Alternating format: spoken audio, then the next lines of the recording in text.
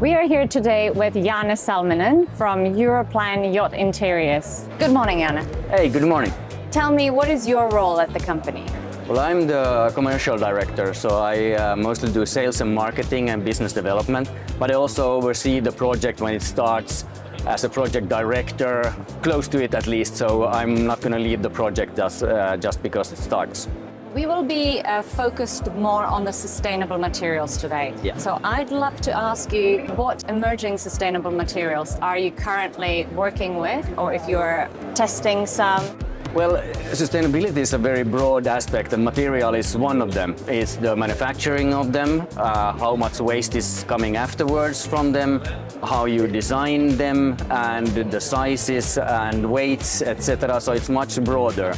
And we already gone from, so to say, that we are not developing new materials, but we are developing much more in the sense of not having waste and prefabrication and lightweight as much as possible. So implementation of the material selected, because we can't always select the materials. So that's maybe closer to what we're working on. Could you give us maybe some examples of your most commonly used sustainable materials that you use on your projects? Well, aluminum is by far the one that we use mostly, and that's also, I think, the recyclability over the world is 97% or something like this.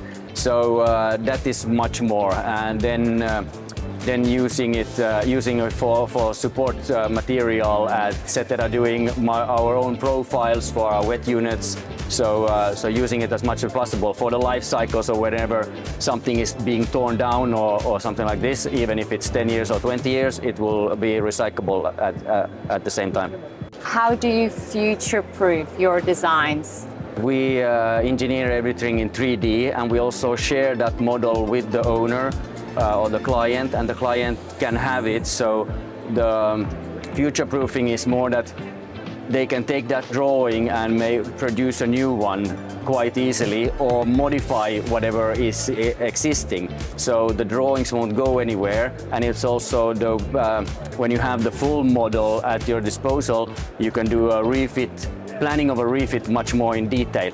Let's talk a little bit about waste management. How do you recycle the wasted materials, or are there any particular examples that you'd like to share with us, how the leftover material can be reused?